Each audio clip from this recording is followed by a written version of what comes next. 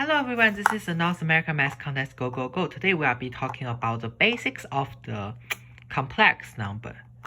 Okay, so the first one we learn is this one, right? So we know that all complex, so I is an imaginary number symbol. It represents square -1 because it doesn't exist in the real coordinate. So we will be considered as an imaginary number. Complex number has, on the other hand, has the formula of this, a plus bi, where a and b must be real numbers. So for example, some of the connotations are 3 plus 5i. Now we are going to talk about how to graph them. We call this complex plane. So as you can see that the complex plane is like this, right? So we know that it must be, so this part is a real number and this part is an imaginary number. Let's use an example of it to tell it. So basically, let's say 3 plus 5i. We know that 5 is here. Sorry, never mind. 3 is here, since a is the real part.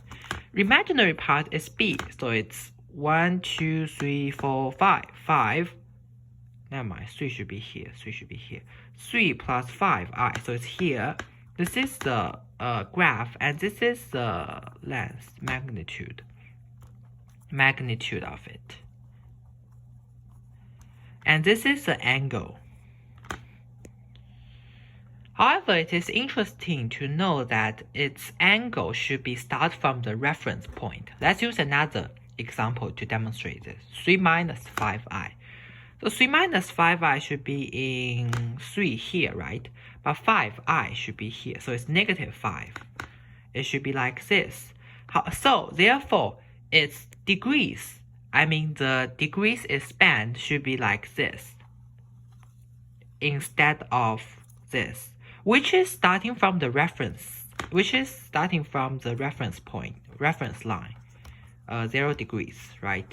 Instead of here, not here, okay? Not here. It must be like this. After we talk about this, we are going to talk about some brief symbols that you are going to encounter in the IB exam. I think that depends on the test you are taking. The region you are taking, some of the symbol might vary. But let's just use this to talk about it.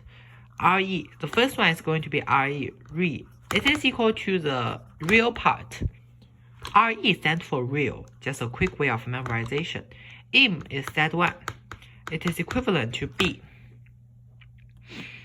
The third one is mod Z1. What is mod Z1 represent? Mod Z1 represents the what's that called? The magnitude of the graph. Yeah, the magnitude of it. So it is a square plus b square because it represents magnitude. Sometimes it is represented as this, and sometimes it is represented as this to differentiate against the absolute sign. Yeah.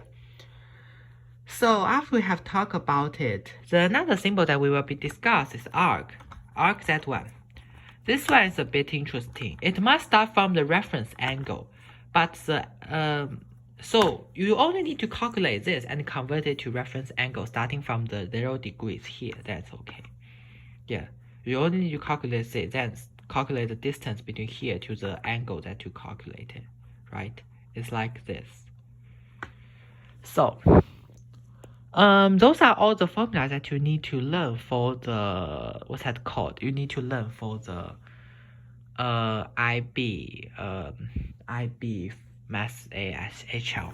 Then the next thing that we are going to learn is going to be called conjugation. Despite they won't let you write down conjugation directly, sometimes conjugation is going to be a valuable way for you to simplify the equation.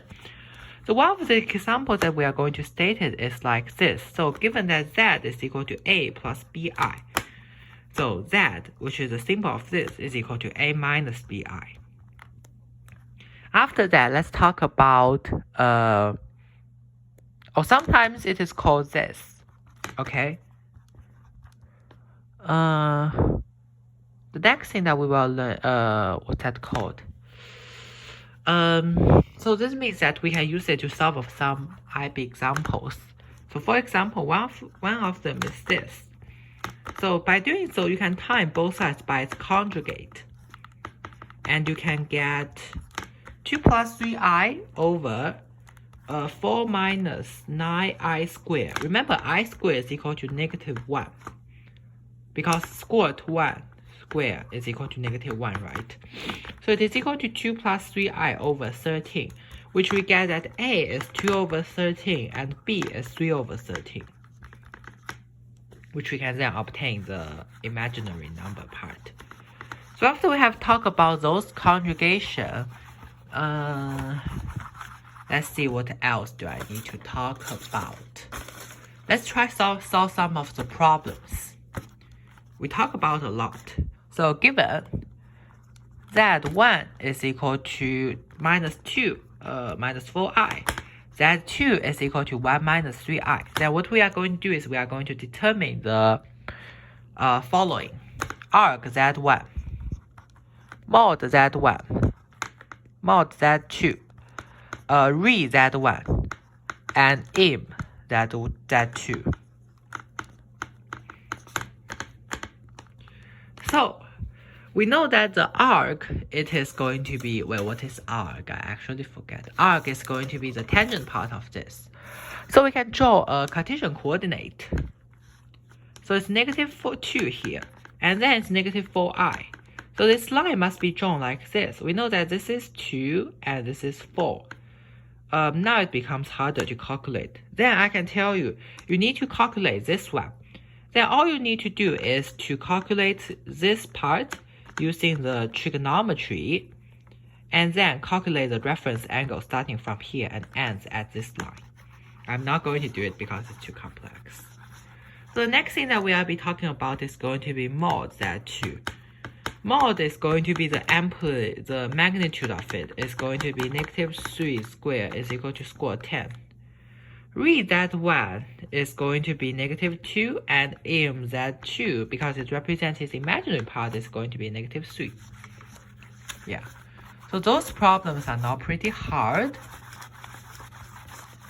Now we are going to talk about, the next thing that we will be discuss about is the rotational, the period of the ix. Fx is equal to ix.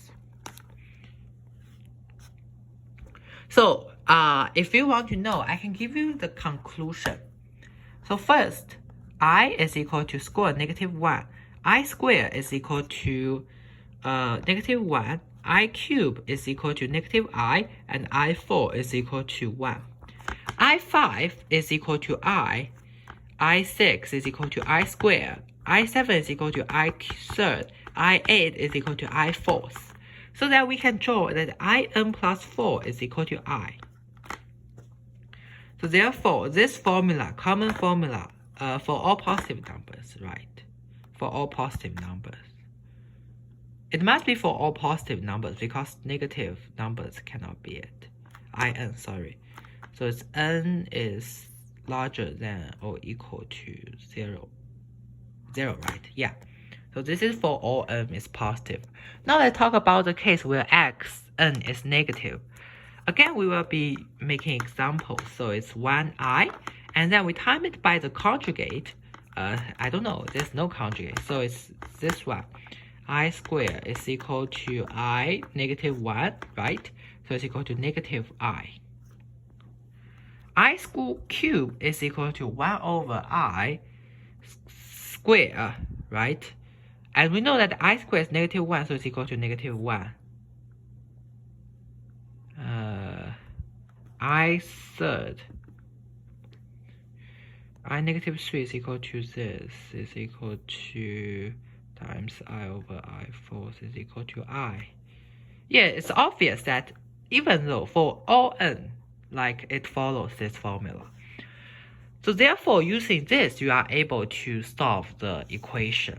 Yeah, using this common formula, you are able to solve the equation. Yeah. And all you need to do is memorize those four and this one. So now here we come to the end of our lesson, and I hope you have learned a lot. See you next week. Bye bye.